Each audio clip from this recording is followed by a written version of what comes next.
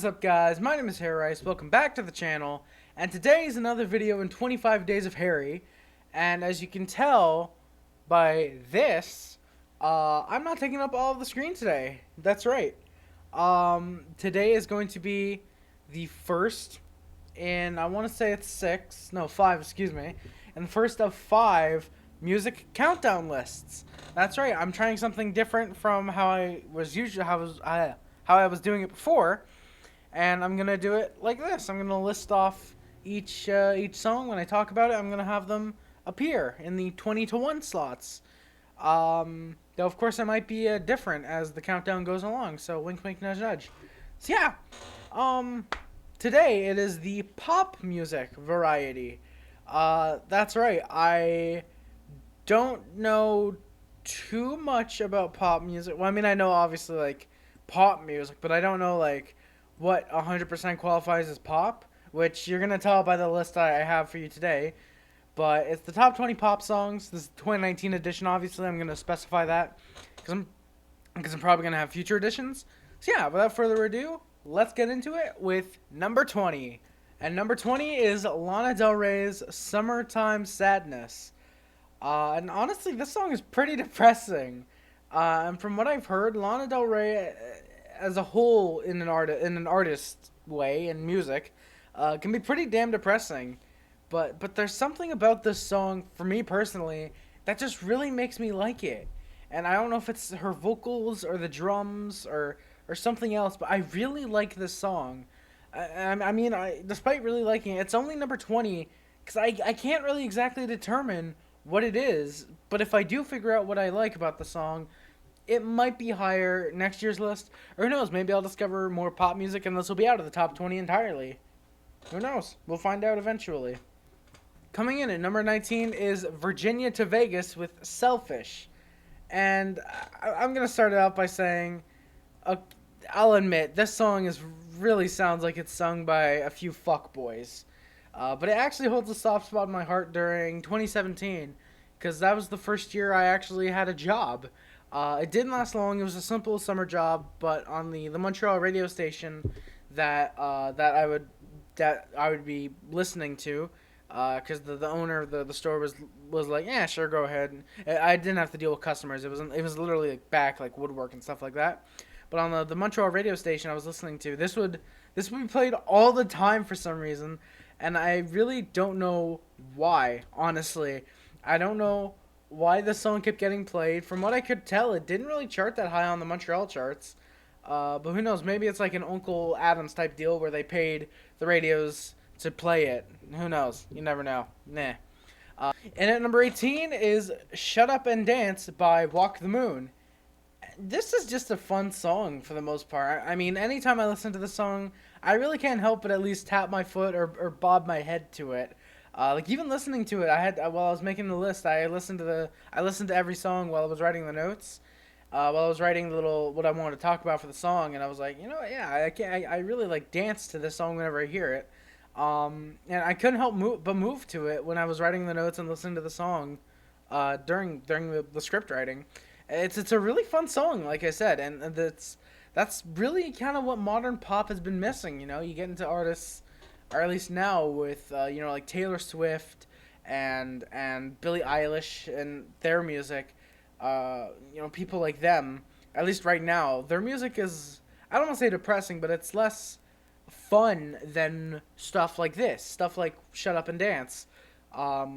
And honestly, I think this is the best example that I can find of mainstream pop in at least the last couple years, at least that I can think of.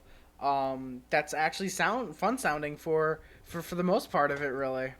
Number 17 is Zara Larsson's "Lush Life," and okay, this is probably the most fun sounding modern pop song.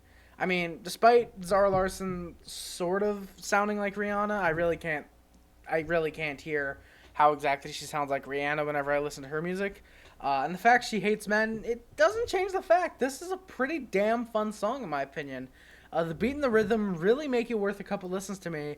And personally, and if it were just the instrumental and there was no Zara Larsson vocals, it might be a spot or two higher, just because I feel like, well, yes, when you listen to a song, majority of the time you do you should probably pay attention to the lyrics. I think this is one song where if you took away the lyrics and it was just the instrumental, I think it would be a really fun, a little bit of a more fun song. It's still fun with Zara Larson's vocals, but with just the instrumental, I think it would be a little more fun.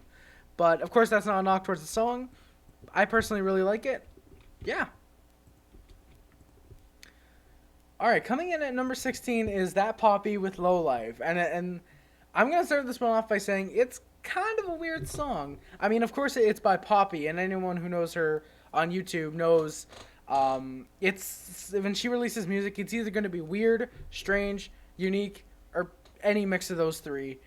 And this song just happens to sound like every modern, fun-sounding pop song with a dark meaning, but it does it better because it could probably mean different things for every person that listens to it.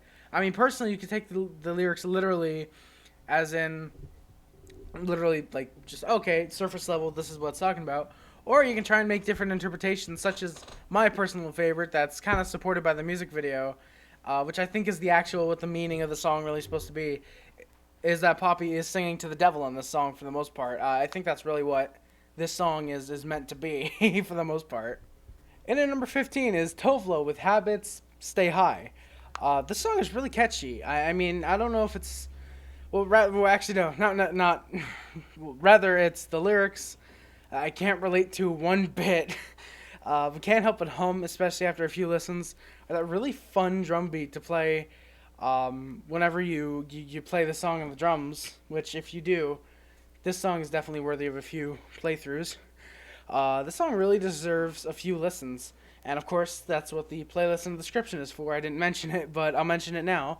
The playlist in the description is for gonna be there, I think, with every list related to music that I make within 25 Days of Harry. If you want to check out the list in playlist form, it'll be in the description, of course. And at number 14 is Calvin Harris and Disciples with How Deep Is Your Love. This is another song that's just really catchy for me. This time it's the vocals from Disciples, since the lyrics kind of make no sense at times.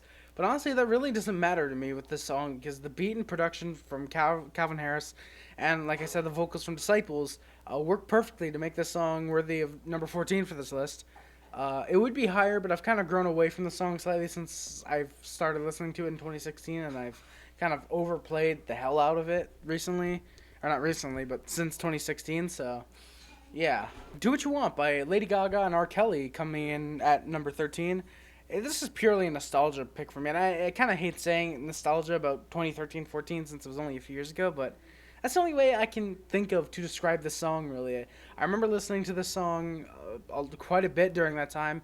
I can't help but love R. Kelly's vocals on here. He nails this section perfectly. Probably not his best vocal performance, though, if I were to listen to more of his music. Kelly and Gaga really work here. It just sucks due to certain circumstances. They won't ever be performing this song live again. So, yeah, there's kind of that. Coming in at number 12 is Justin Timberlake, Rock Your Body. And honestly, I can't think of anyone who would have thought this song would be on my list. Like, if you know me, I don't think I know anyone who would have expected this song to be on the list. Probably no one, or at least no one that really knows me well. But this is just one of those guilty pleasure picks for me that I'll really only listen to myself. And I really don't think I've actually ever expressed to anyone that I like this song, just because no one really takes an interest in pop music that I talk to. It's mostly rock and rap, which, of course, we will get to in a few countdowns, of course, from now. But yeah, seriously, this is another fun song. It has a really chill vibe at the same time, and I think it would probably work well no matter what you're doing. Okay, well, not no matter what you're doing, but in quite a few circumstances where you don't need to be moving your body a whole lot. It's just you're chilling, sitting on the couch or whatever, working away. This song's a good listen, I think. Camila Cabello's Havana featuring Young Thug will be entering the list at number 11. And Camila Cabello is one of the best current pop singers as of uploading this video, or recording, I should say, because as of uploading, who knows, maybe my opinions have changed and I don't have time to re-record the video. I'm breaking kayfabe at this point. And honestly, I'm glad she was the breakout singer from Fifth Harmony.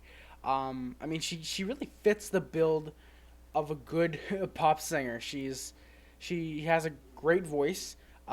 She has the charisma that she needs for songs like this. Like if you were to give it to anyone else, in my opinion, I don't know if they work this song as well as Camila Cabello does, especially in the vocal performance. I think Camila Cabello, while she probably would have better songs. I mean, by the time I upload this video, I'm pretty sure her second album is days away from being released, or probably just released. I might actually be releasing this on the day her album does drop if I accidentally um, put the schedule that way to for this video to come out that day.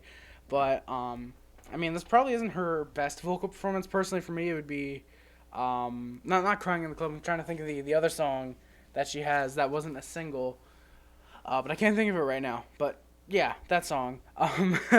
Uh, but yeah, she and Young Thug work well in the song. I mean, Young Thug with a tolerable verse just barely holds the song out of the top 10, given it's number 11. And as far as I know, Camila hasn't released a version of this song where it's just herself with the two verses as she does it live the majority of the time, unless, of course, she's able to get Young Thug with the live performance with her. I believe she does perform two verses by herself. I don't know if she performs two or if she performs the same verse twice. I'm pretty sure she does two verses. But the version with Young Thug is pretty much what we're stuck with for now. Overall, though, this song it's really, really good, and it has an admittedly sort of generic 2016, 2017 pop song beat. It's just really catchy. It's just a really fun song, and yeah, I've seen quite a few covers of it, and no one can really do the song as well as Camila Cabello does. Young Thug, I've seen a lot of people, or not a lot of people. I've seen a few people that have done covers of the song that just blow Young Thug's verse out of the water with what they do compared to Young Thug. But yeah, and of course, with this song being on the list, I'm pretty sure that's the few subscribers I had leaving the channel. Bye bye. Entering the top 10 now, which number 10, of course, which is the next number if you follow basic math. Toto, Hold the Line. And this is the song that really made me wonder, where's the line between rock and pop? Because personally, I consider Toto to be pop because of Africa. But of course, that doesn't mean they can't go into rock. I mean, plenty of artists have dabbled into different genres. Gwen Stefani, from No Doubt to being a solo artist, went from sort of rock to straight up pop. So, just kind of that. But of course, going by the rule that only one song per artist, and mixed with the fact that I kind of needed another song just even out the list at 20 and not make it a top 19, and not wanting to go down to a top 15 because I kind of need the view time because, yeah. I thought I'd put this song in the pop range, and it's really, really great. The vocals, the guitar, the bass, the drums, and of course the amazing guitar solo are all present in this song. And honestly, it's probably gonna make me want to listen to more Toto. Hold the Line is a great song, but if you came here exclusively for pop, check this song out, which obviously is in the playlist in the description below, because it's a really great song. Number 9, we're coming in very close to the top 5. Of course, we just entered the top 10, so we're naturally getting close to the top 5. I don't know why I said that. But it's Adele with Rolling in the Deep. She's a great artist. Every song I've heard of hers, at least up to this point, I've heard very limited amount of her discography. But from what I've heard, every song I've heard is at least good. And this song's probably her best, in my opinion. Despite being kind of mellow at first, Adele's vocals are what really makes the song. I mean, all the other instruments builds up from just the piano to adding everything else. No, the guitar, excuse me. From going from the guitar to adding everything else as the song progresses. I think that really makes the song work even more. But Adele definitely is the best part of this song. But personally, I would recommend any live version where it sounds more or less like it's an early 2000s type of song. Just a little bit more than the studio version. But no matter what song you're listening to, as long as it's, of course, performed by Adele, it's a great song. So yeah, check out this song, and just check out all this playlist really. Coming in at number 8, we've got Cutting Crew with I Just Died in Your Arms Tonight. And all I need to mention about this song is that it was used perfectly in Stranger Things. I wrote Stranger Things on my notes, so thankfully I was able to correct myself. Funny enough, I was going to mention it being used in the prom scene at the end of season 2, which, spoilers, but I went back to watch that scene, and thankfully I did, because it's not actually during that scene. It's used in season 3. But either way, it's a pretty good song in its own regard, but it definitely is here because of Stranger Things, which you'll be seeing in future lists. Coming in at number 7, we've got Crash Test Dummies with, I'll just call it the hum song because that's pretty much what it's known as. And excluding Dumb and Dumber and the Weird Al parody, this song would probably be in my top 5. I'm not saying the parodies or scenes that use it for comedy shouldn't exist, but the fact I think of those when I think of the song just show how good that, and of course the original song is as a standalone song. Forgetting about anything else, it's a great song. Um, the drum pattern and the guitars are really, it's a really simple song, but I always found myself being drawn to the drums on this song. And it probably doesn't help. It's one of the few songs I could actually play on the drums and probably do great at it. I mean, Master of Puppets by Metallica is probably another one of those songs. Um, oh yeah, and of course the lyrics, which can be a little cringe-worthy at points, are very fairly done well, I guess. The vocals are some of the most memorable I can think of in terms of songs like this, where if you show me just a second, I'm like, that's what that song is.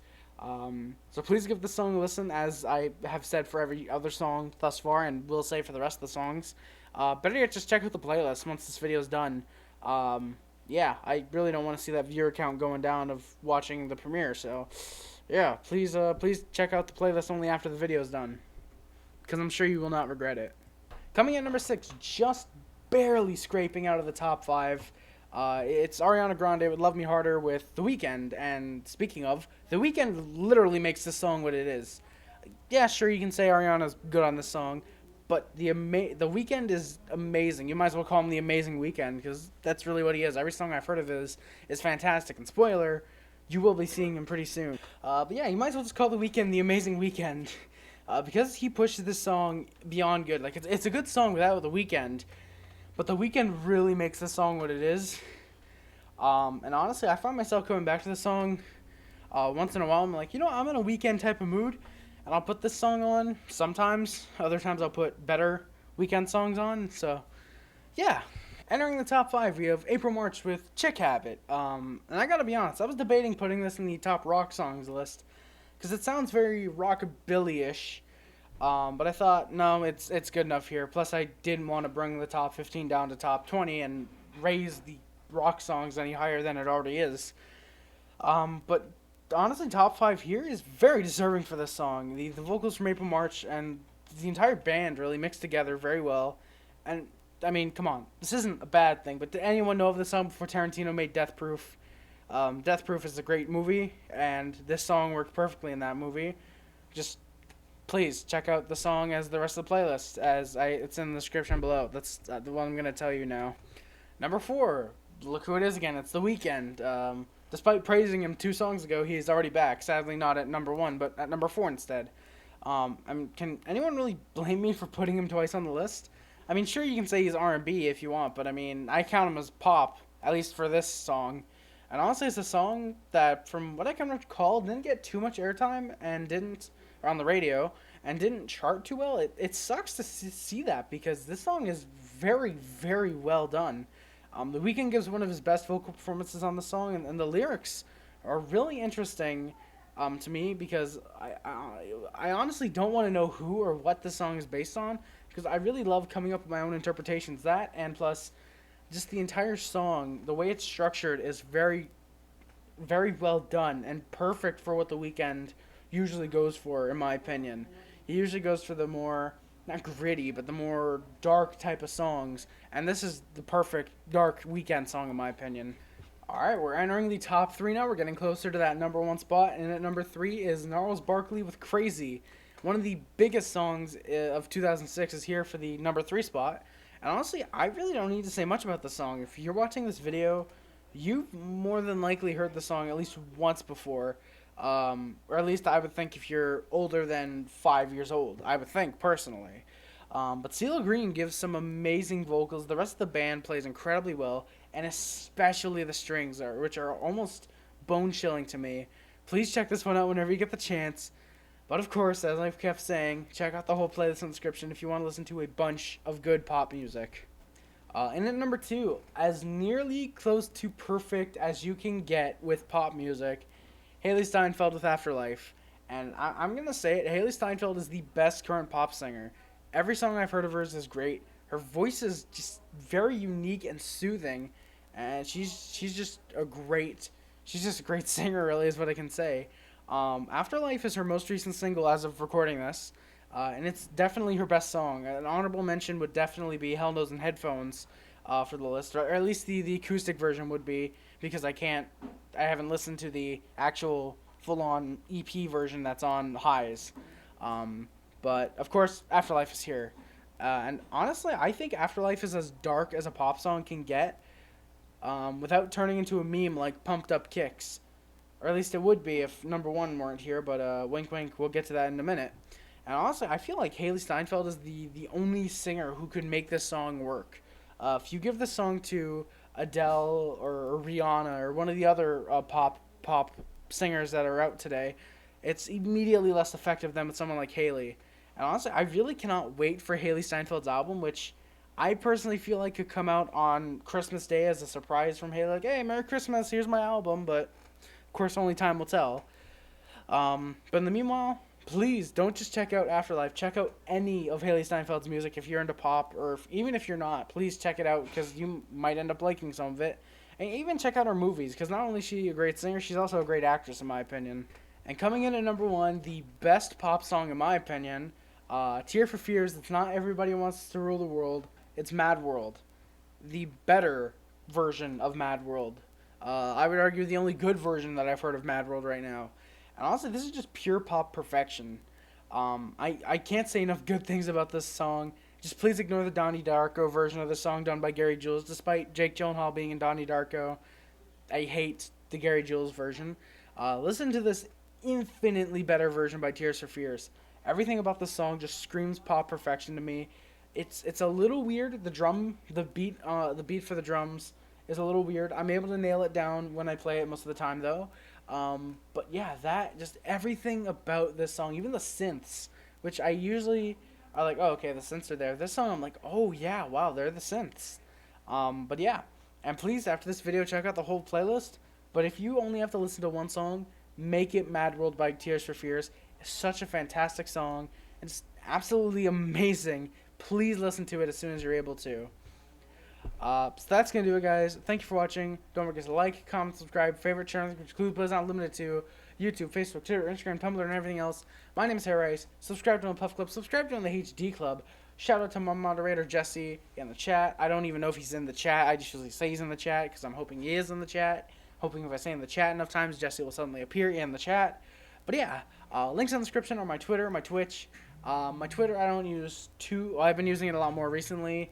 Most of the time when something on trending that I see, it's like, yeah, sure, I'll share my thoughts about that. Sometimes I just go off about random things, such as hockey sometimes. As you can kind of tell, I'm a hockey fan.